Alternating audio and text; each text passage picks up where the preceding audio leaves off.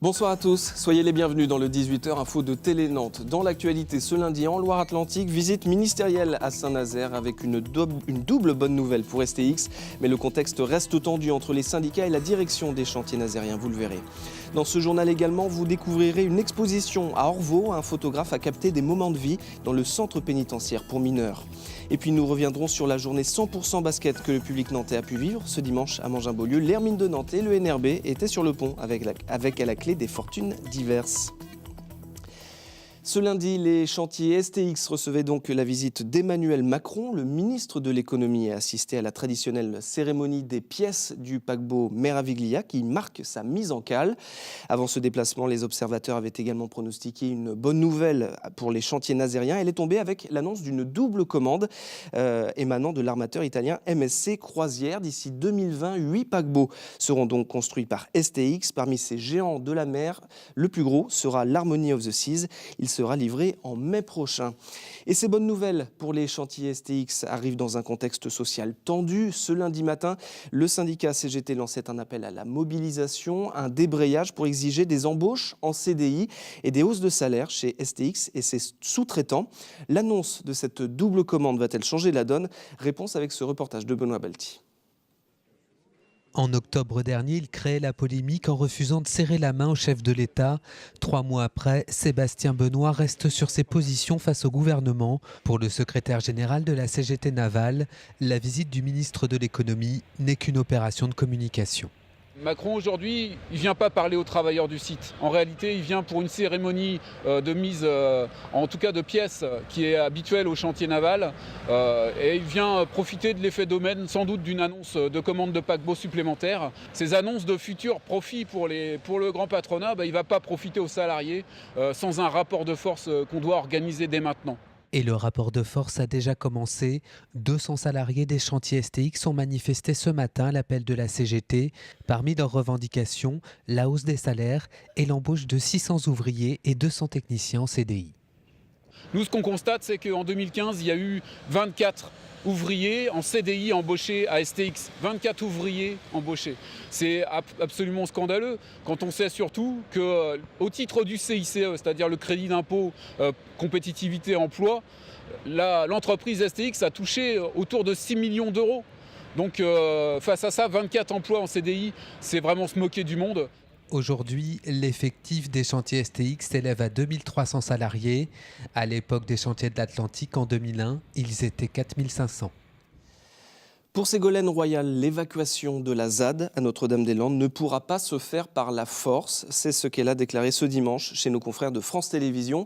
La ministre de l'écologie estime que d'autres solutions devront être privilégiées alors que la justice a validé il y a quelques jours la procédure d'expulsion des habitants historiques de la zone. Je vous propose d'écouter cet extrait tiré de l'émission C'est politique sur France 5. J'ai demandé à mon inspection générale de mettre à plat l'ensemble des projets, de voir s'il y avait des projets alternatifs ou complémentaires. Encore ? Mais encore, parce que de toute façon, la situation est bloquée, là. Totalement. On ne fera pas d'évacuation par la force, là, je peux vous le dire. Certains sont tentés de le faire. C'est impossible. Donc on ne fera pas d'évacuation par la force. Il n'y aura pas d'évacuation par la force. En tout cas, vous en avez obtenu la garantie de qui ? Mais moi, personne n'a demandé pour l'instant les évaluations par la force, et heureusement.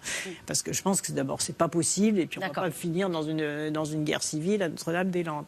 Et donc, il va falloir reconstruire intelligemment des solutions. À la médiathèque Ormédo d'Orvaux, un photographe expose en ce moment des instantanés réalisés dans le milieu carcéral.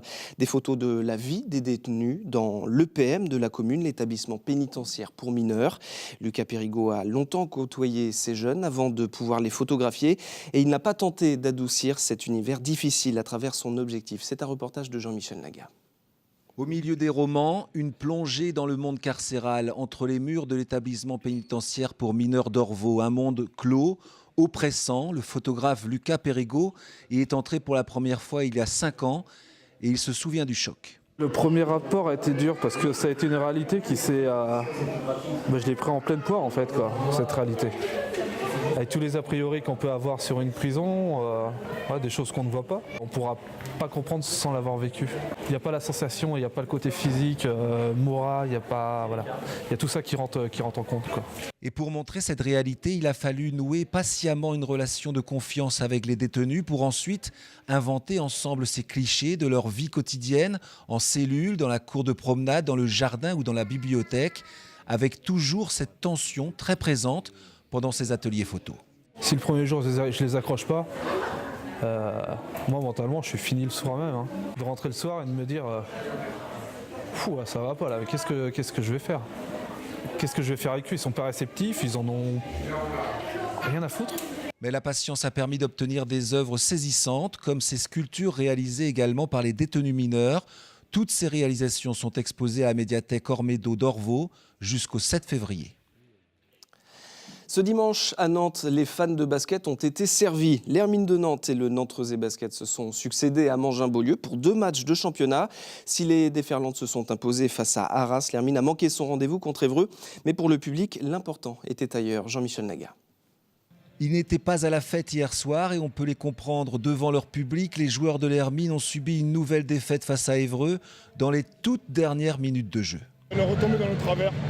On a joué pendant, on va dire, 38 minutes. Un match, ça dure 40 minutes.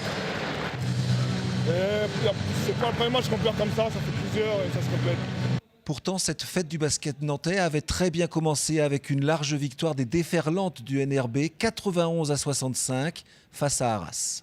C'est bien de voir une salle pleine comme ça pour voir 2 matchs de garçons et de filles. Tout est réuni et nous on a été au rendez-vous, donc c'est bien. Pourvu que ça dure, c'est bien. Pourvu que ça dure, c'est précisément l'objectif pour les 2 clubs nantais. D'ici 1 an et demi, l'Hermine et le NRB feront salle commune.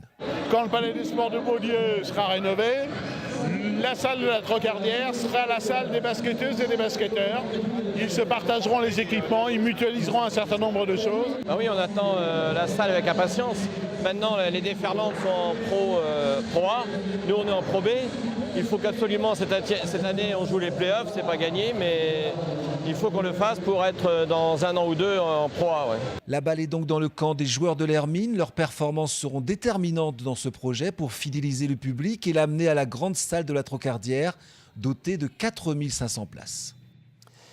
Ce samedi soir, le FC Nantes a enregistré un 9e match sans défaite en championnat de suite. C'était à Troyes, la lanterne rouge de la Ligue 1.